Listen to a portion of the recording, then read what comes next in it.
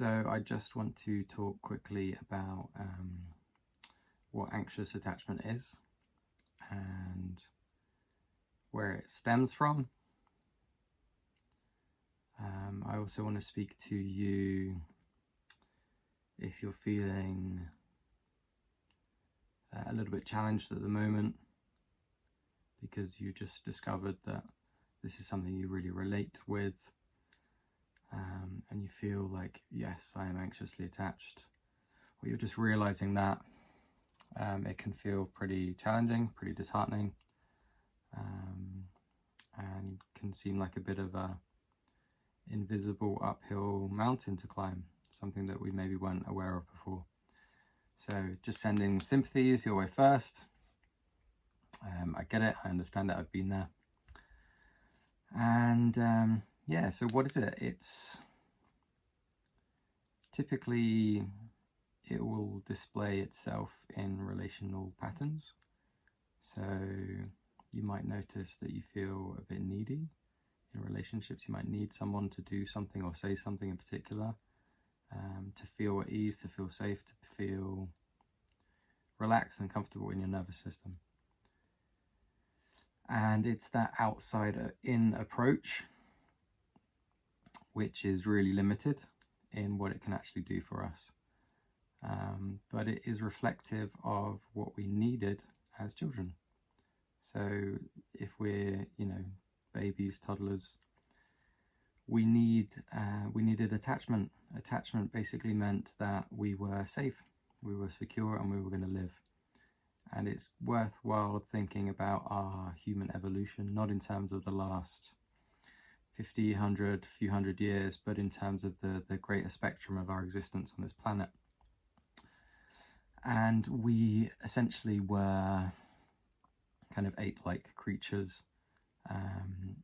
living amongst a mix of predators, living in environments that would be challenging for life, uncertain about where our next food or water might come from, with different seasonal fluctuations and changes.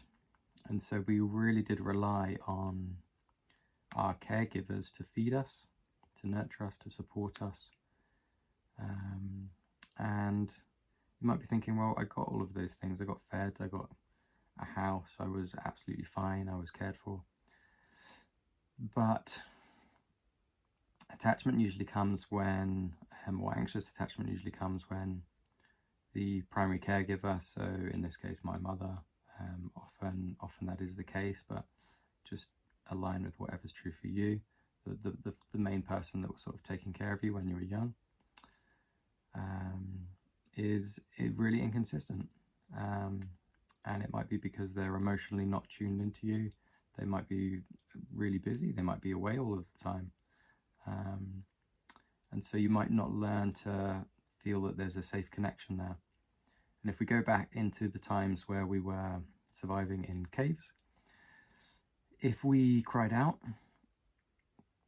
and our caregiver was inconsistent, one of those times, it could be life and death.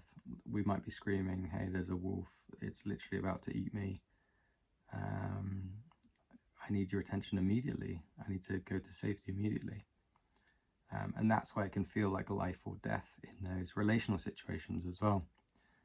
So it's really good to be kind to ourselves, to know like where this pattern comes from, how it's deeply embedded with us being humans, and how it really is kind of like at the core of our beings, and it's vital for our existence. So yeah, don't beat yourself up about struggling in relationships. This is a pattern that was here to help you survive. So as we understand that and as we delve into that a little more, we can then learn the tools and the practices that can help to sort of soothe our own systems or ask for what we need more clearly, so we then can co-regulate with other people too. So yeah, welcome to the world of anxious attachment. It's not something you need to live with forever. It's an attachment that our nervous system has made, and it can shift and it can change. I'm living evidence of that. Going into relationships were really a struggle for me. throughout my life, and now being in a place where I have a safe relational partner that I can go to with all of my deepest fears and insecurities, and it to be a safe place is just revelationary, and it's a new way for me to be, and for my being to be. And it's taken a while to get used to, but yeah, there's loads of tools and support systems around that can really help. So hope this helps.